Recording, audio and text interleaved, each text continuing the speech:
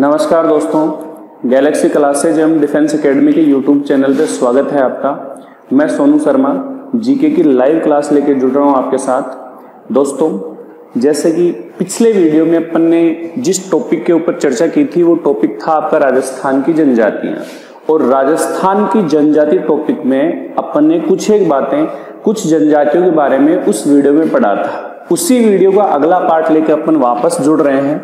तो देखो दोस्तों, पिछले वीडियो में अपन ने पढ़ा था कि राजस्थान में कुल 8 जनजातियां हैं। कुल जो जनजाति है राजस्थान में उनकी संख्या मैंने आपको 8 बताई थी और इनमें से 2 जनजातियों के बारे में अपन ने पिछले वीडियो में पढ़ भी लिया था। 2 जनजातियां, एक तो अपन ने पढ़ा मीणा जनजाति के बारे में जो राजस्थान की सबसे बड़ी जनजाति है, और दूसरी जनजाति जिसके बारे में पढ़ा अपन ने वो है आपकी भील जनजाति। आज अपन इस वीडियो में तीसरी जनजाति के बारे में पढ़ेंगे और वो जनजाति है आपकी नंबर 3 ग्रास्य जनजाति। ग्रास्य जनजाति, ध्यानपूर्वक समझे इसे। ग्रास्य जनजाति, देखो पहली बात तो ये कि ग्रास्य जो जनजाति है ये जनजाति अपने राजस्थान की तीसरी बड़ी जनजाति है। राजस्थान की तीसरी बड़ी जनजाति जो है वो आपकी ग्रास्य जनजाति है।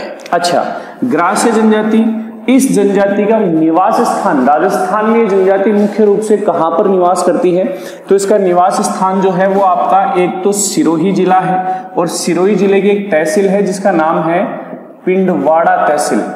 तो सिरोही की पिंडवाड़ा तहसील और एक आपका जिला है उदयपुर। उदयपुर जिले की एक पंचायत समिति है जिसका नाम है कोटड़ा। कोटड़ा पंचायत समिति उदयपुर और पिंडवाड़ा सिरोही, यहां पर ये जनजाति राजस्थान में निवास करती है।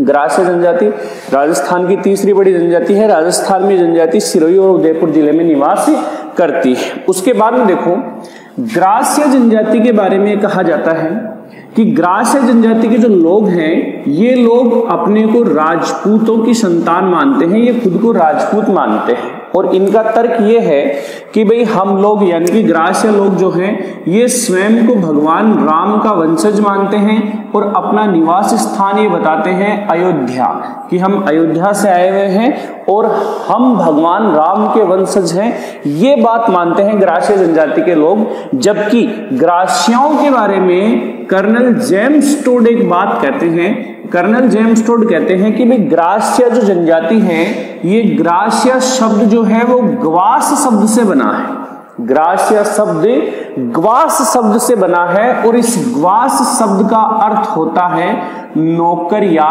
सर्वेंट। कर्नल जेम्स टोड यहां पर ये कहना चाह रहे हैं कि ग्रास्य ये वो लोग हैं जो पहले राजाओं के यहाँ पर नौकरी का काम करते थे, दास दासियों के रूप में रहते थे और उन्हीं की राजपूतों की ही ये अनोरस संतान है, दासी पुत्र हैं और इसीलिए ये ग्वास हैं। ग्वास से ही क्या बना है, ग्रास्य बना है। ये बात कहते हैं इनके बारे में कर्नल जेम्स टोड की इनकी उत्पत्ति ग्वास शब्द से हुई है जिसका अर्थ है नौकर या सर्वेंट। उसके बाद में ग्रास्य जनजाति जो है, इस जनजाति की भी राजस्थान में 2 शाखाएं हैं। राजस्थान में ग्रास्य जनजाति की 2 शाखाएं हैं। पहले अपन ने मीणाओं की 2 शाखाएं पढ़ी। मीणाओं की 2 शाखा है, एक तो आपका जमींदार मीणा, एक आपका चौकीदार मीणा। भीलों की भी 2 शाखाएं हैं, लंगोटिया भील और पोतीदिया भील। ऐसे ही ग्रास्य जनजाति की भी 2 शाखाएं हैं। पहली जो शाखा है उसका नाम तो है भील ग्रास्य, भील ग्रास्य, और दूसरी जो शाखा है ग्रास्यों की उसका नाम है आपका गमेती ग्रास्य। गमेती ग्रास्य और भील ग्रास्य, ये राजस्थान में ग्रास्यों की 2 शाखाएं हैं। अब देखो दोनों में अंतर क्या है।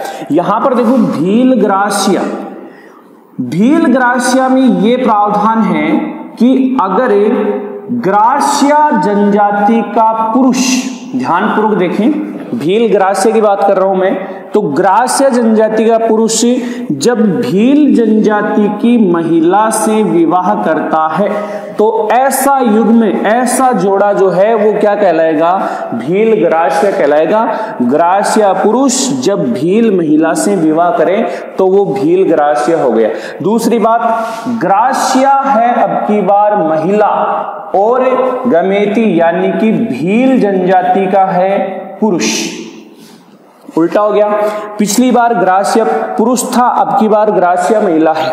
तो जब ग्रास्य महिला भील पुरुष से विवाह करे तो ये जोड़ा कहलाएगा गमेती ग्रास्य। तो इस प्रकार ग्रास्य जनजाति की राजस्थान में दो शाखाएं हैं, भील ग्रास्य और गमेती ग्रास्य। अगली बात, ग्रास्य जो जनजाति है, इस जनजाति के लोग अपने घर को बोलते हैं घेर। घर को बोलते हैं घेर। ये लोग अपनी बस्ती को, जो मोहल्ला होता है इनका, उस बस्ती को ये लोग बोलते हैं फालिया। बस्ती को कहते हैं फालिया। ये लोग अपने गांव को कहते हैं पाल। गांव को कहते हैं पाल। और साथ में इनका जो मुखिया होता है, उस मुखिया को कहते हैं ये सहलोत। मुखिया को कहते हैं सहलोत। गांव को पाल, बस्ती को फालिया और घर को कहते हैं घेर। अगली बात, ये तो कुछ बेसिक बातें थी। ग्रास्य जनजाति की कुछ विशेषता देखना आप। पहली बात तो ये कि ग्रास्य जनजाति जो है ये राजस्थान की सबसे ज्यादा अंधविश्वासी जनजाति है। सबसे ज्यादा अंधविश्वासी जनजाति राजस्थान में ग्रास्य जनजाति है। सबसे ज्यादा अंधविश्वासी है और ये मुख्य रूप से पूजा करते हैं भगवान शिव की, भैरवनाथ की और माता दुर्गा की। इनकी ये पूजा करते हैं। सबसे ज्यादा अंधविश्वासी, जादू टोना, झाड़ फूंक, इनमें सबसे ज्यादा विश्वास करते हैं लोग। तो एक तो ये राजस्थान की सबसे ज्यादा अंधविश्वासी जनजाति है। दूसरी बात, इस जनजाति में सबसे ज्यादा लव मैरिज यानी कि प्रेम विवाह होते हैं।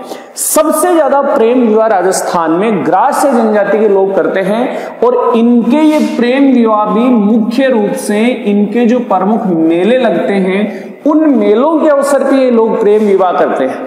तो इस जनजाति में सबसे ज्यादा प्रेम विवाह होते हैं। ये राजस्थान की सबसे ज्यादा अंधविश्वासी जनजाति है। अच्छा, विवाह जो है, प्रेम विवाह जो है, ये कब करते हैं? मेले के अवसर पर। मेले में लड़का लड़की एक दूसरे को पसंद करते हैं और वो शादी कर लेते हैं। तो लव मैरिज का प्रचलन सबसे ज्यादा ग्रास्य जनजाति में है।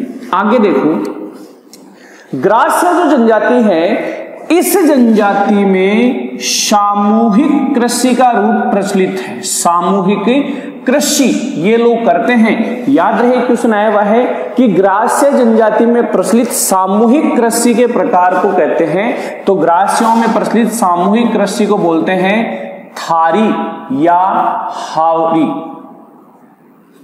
हावरी या थारी, ये ग्रास्य जनजाति में प्रचलित सामूहिक कृषि का रूप है। अच्छा, ग्रास्य जनजाति के लोग जो हैं ये अनाज रखने के लिए मिट्टी की कोठरी भी बनाते हैं।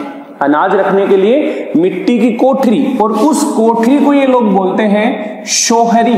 ये कुछ शब्द हैं, इनके क्वेश्चन आते हैं कि सामूहिक कृषि जो ग्रास्यों में प्रचलित है उसे तो कहते हैं हारी या थावरी। सॉरी, मैंने गलत लिख दिया, हारी या थावरी ये सामूहिक कृषि है। अनाज रखने की मिट्टी की कोठरी को ये बोलते हैं शोहरी। इसके अलावा देखो, ग्रास्य जनजाति जो है, इस जनजाति में अगर कोई महिला लाख का चूड़ा पहने हुए है तो वो महिला कंवारी है। यहां पर उल्टा रिवाज है। अपने यहां पर लाख का चूड़ा विवाहित महिलाएं पहनती हैं, लेकिन ग्रास्य जनजाति में लाख का चूड़ा कंवारी महिला पहनती हैं। अच्छा, जो महिला यहां पर विवाहित है, इस जनजाति में जो महिला विवाहित है वो हाथी दांत का चूड़ा पहनती है। ये भी इनकी खासियत है कि विवाहित जो है वो हाथी दांत का चूड़ा पहनेगी और जो कंवारी महिला है वो लाख का चूड़ा पहनेगी। ये इस जनजाति की खासियत है। अगली बात, इस जनजाति में जब किसी बालक का जन्म होता है और जन्म के बाद उसका नामकरण किया जाता है, जन्म के बाद नामकरण, तो नामकरण की भी इनमें एक अनोखी प्रथा है। और प्रथा क्या है कि इस जनजाति में नामकरण जो है वो पड़ोस में रहने वाली लड़कियों के द्वारा किया जाता है। ये भी इनका रिवाज है कि ग्रास्य जनजाति में बालक का नामकरण पड़ोस में रहने वाली लड़कियों के द्वारा किया जाता है। ये इनका रिवाज है। अगली बात देखो, ग्रास्य जनजाति जो है, इस जनजाति का जो प्रिय पक्षी है वो तो है मोर। मोर इनका सबसे प्रिय पक्षी है, जबकि इस जनजाति का सबसे पवित्र रंग जो है वो है आपका सफेद। पवित्र रंग इनका सफेद है, पवित्र पक्षी इनका मोर है। ग्रास्य जनजाति की एक खासियत है कि इस जनजाति के लोग जब किसी व्यक्ति की मृत्यु होती है तो ये मृत्यु का अंतिम संस्कार, शव का अंतिम संस्कार ये 12वें दिन करते हैं। मृतक का अंतिम संस्कार 12वें दिन करते हैं और बाद में उस मृतक की याद में ये लोग स्मारक का निर्माण भी करते हैं, उसकी याद में स्मारक बनाते हैं और उस स्मारक को ये लोग कहते हैं हुर्रे। याद रहे, ग्रास्य जनजाति के लोग मृतक की याद में बनाए गए स्मारक को कहते हैं तो क्या कहते हैं? हुर्रे कहते हैं। ये इनके मृतक का स्मारक है। अच्छा, ये लोग मृतक की अस्थियों का विसर्जन, मृतक की जो अस्थियां हैं उनका जो विसर्जन है वो आपका करते हैं नक्की झील में। नक्की झील याद रहे, नक्की झील ये आपकी सिरोही जिले में है। नक्की झील की खासियत, नक्की झील राजस्थान की सबसे ज्यादा ऊंचाई पर स्थित झील है, सबसे ज्यादा गहरी झील है, एकमात्र ऐसी झील है जो सर्दियों में जम जाती है, एक पवित्र झील है क्योंकि इसके बारे में मान्यता है कि देवताओं के द्वारा अपने नाखूनों से इस झील का निर्माण किया गया था, तो इसलिए एक पवित्र झील है। और पवित्र झील होने के कारण ग्रास्य जनजाति के लोग अपने पूर्वजों की अस्थियों का विसर्जन इसी नक्की झील में करते हैं। तो ये लोग अपने पूर्वजों का जो अस्थियां हैं उनका विसर्जन नक्की झील में करते हैं, ये इनकी पवित्र है।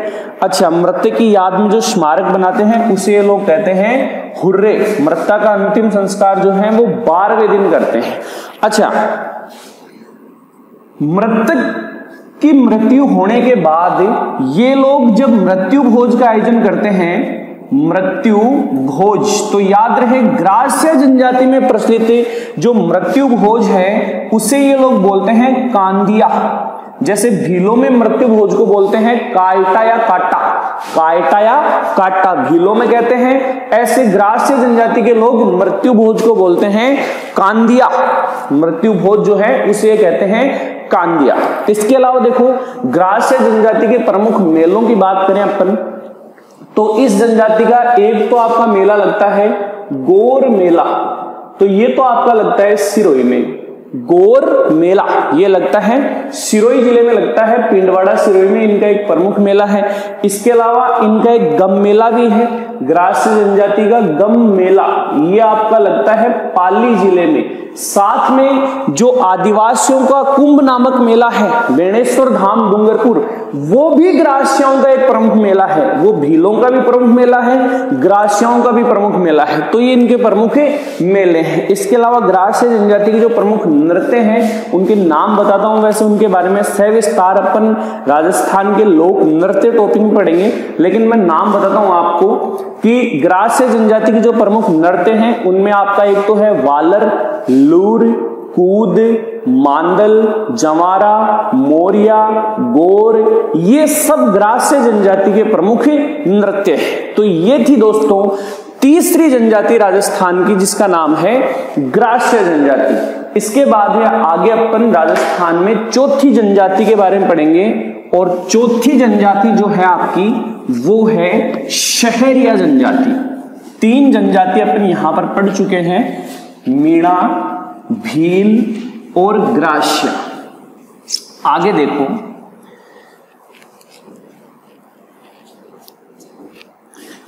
चौथी जनजाति है राजस्थान की शहरिया जनजाति। शहरिया जनजाति, ध्यान पूर्वक देखें। देखो, पहली बात तो ये कि शहरिया जनजाति जो है ये मुख्य रूप से राजस्थान के एक ही जिले में रहती है और वो जिला है आपका बारां जिले में ये जनजाति मुख्य रूप से निवास करती है। और बारां जिले की भी 2 तहसील है, एक तहसील का नाम है किशनगंज और दूसरी का नाम है शाहबाद।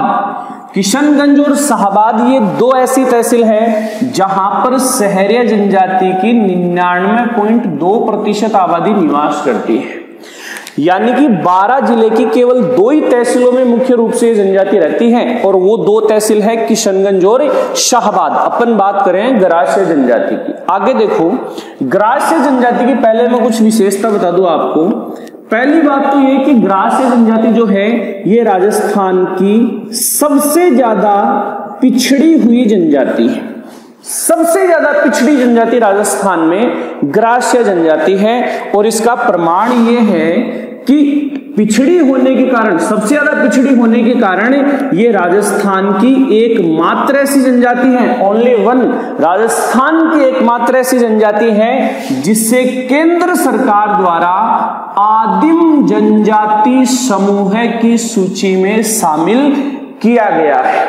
सबसे ज्यादा पिछड़ी होने के कारण केंद्र सरकार ने इसे आदिम, एकमात्र जनजाति है जो इस सूची में शामिल है। कौन सी सूची में? आदिम जनजाति समूह की सूची में शामिल राजस्थान की एकमात्र जनजाति है सहरिया जनजाति। और इसका प्रमाण ये भी है कि अपने राजस्थान में कोई भी वैकेंसी, गवर्नमेंट जॉब जो है उनकी वैकेंसी आती है तो एक जनजाति, केवल सहरिया जनजाति है जिनके लिए अलग से पोस्ट दी जाती है।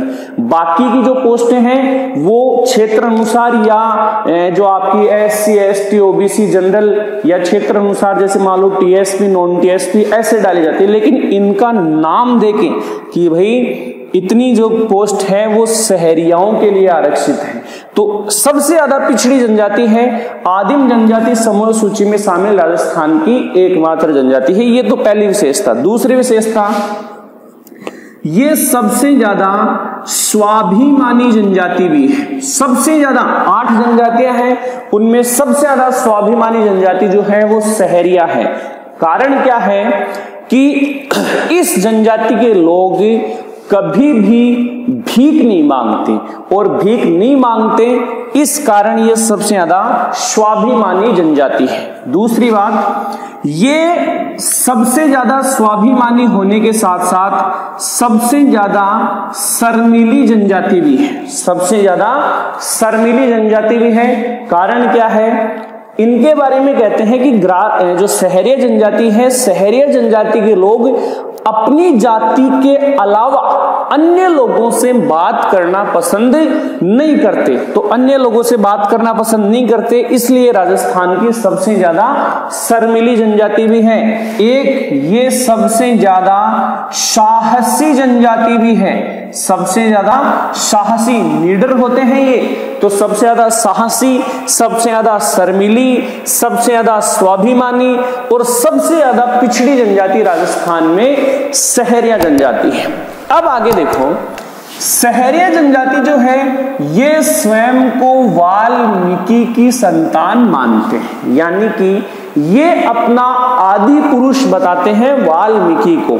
वाल्मीकि इनका आदि पुरुष है, ये इनकी मान्यता है। लेकिन इनके बारे में कर्नल जेम्स टोड ये कहते हैं कि भाई सहरिया जनजाति जो है ये भीलों की ही एक शाखा है। सहरिया जनजाति भील जनजाति की ही एक शाखा है, जबकि ये स्वयं को वाल्मीकि की संतान मानते हैं। जेम्स टोड कहते हैं कि ये भीलों की एक शाखा है। अच्छा, इनका प्रिय हथियार जो है वो है कुल्हाड़ी। कुल्हाड़ी सहरिया जनजाति का सबसे प्रिय हथियार है, ये हमेशा कुल्हाड़ी अपने साथ रखते हैं। आगे देखो, सहरिया जनजाति के लोग अपने घर को बोलते हैं टापरी। जो घर बनाते हैं उस घर को ये टापरी कहते हैं, जबकि ये लोग अपनी बस्ती को बोलते हैं सहराना। बस्ती को बोल रहे हैं सहराना। ये लोग अपने गांव को बोलते हैं सहरोल। सहरोल ये गांव को कहते हैं, जबकि अपने मुखिया को ये बोलते हैं कोतवाल। मुखिया को बोल रहे हैं कोतवाल, गांव को सहरोल, बस्ती को सहराना और घर को बोलते हैं टापरी।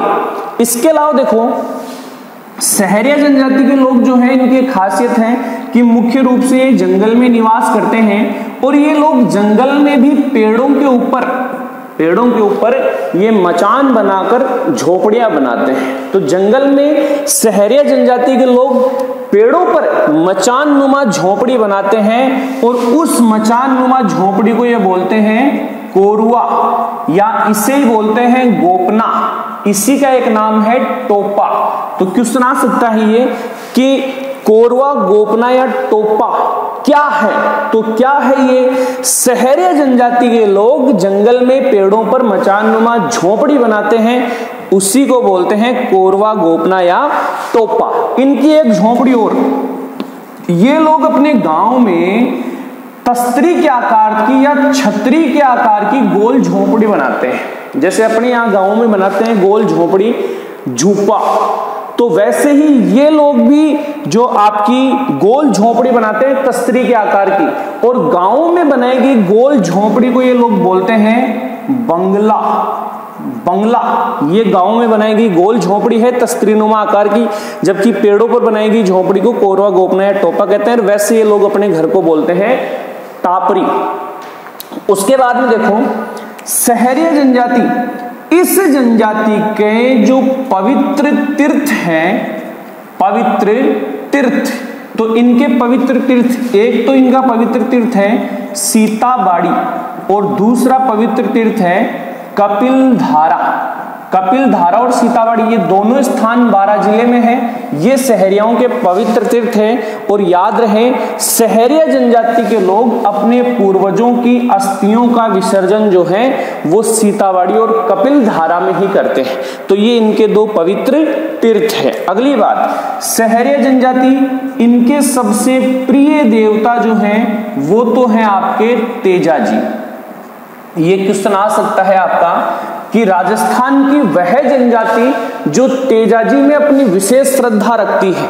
तो वैसे जाति की अगर बात करें तो तेजाजी में जो जाति अपनी श्रद्धा रखती है वो जाट जाति है, लेकिन वह जनजाति जो तेजाजी में अपनी श्रद्धा रखती है वो जनजाति आपकी कौन सी है? सहरिया। सहरिया जनजाति के प्रिय देवता है तेजाजी। सहरियाओं की जो कुलदेवी है कुलदेवी, तो इनकी कुलदेवी का नाम है कोडिया माता। कोडिया माता ये सहरियाओं की कुलदेवी है, प्रिय देवता है इनके तेजाजी। इसके अलावा देखो सहरिया जनजाति, इस जनजाति में एक प्रथा का प्रचलन है और उस प्रथा का नाम है आपका, देखो इनमें एक प्रथा चलती है जो ये लोग मृत्यु के तीसरे दिन करते हैं। जब किसी की व्यक्ति की मृत्यु होती है तो मृत्यु के तीसरे दिन ये लोग प्रथा करते हैं, और उस जो प्रथा है उसका नाम है आपका, जो मृत्यु के तीसरे दिन की जाने वाली प्रथा। देखो इसमें होता क्या है, ये लोग रात्रि के समय, तीसरे दिन रात्रि के समय अपने आंगन में मृतक की अस्थियों को बिखेरते हैं, राख सहित मृतक की अस्थियों को बिखेरते हैं, और सुबह उठकर उन अस्थियों में, राख में ये निशान देखते हैं कि किस चीज का निशान अंकित हुआ है, और जैसा भी निशान इनको मिलता है ये मान लेते हैं कि भाई इस मृतक का जो पुनर्जन्म है वो उसी चीज में हो गया जिस चीज का निशान इनको दिखाई देता है।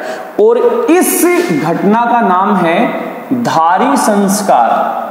धारी संस्कार मृत्यु के तीसरे दिन किया जाता है, और इसमें होता क्या है, रात्रि के समय होता है, पुनर्जन्म से संबंधित है। इसका ये भी याद रखना कि धारी संस्कार का संबंध किससे है, तो पुनर्जन्म से संबंधित ये संस्कार है, प्रथा है। तीसरे दिन ये प्रथा की जाती है। उसके अलावा देखो सहरिया जनजाति के लोग जो हैं ये लोग भी अनाज रखने के लिए, घरेलू सामान रखने के लिए मिट्टी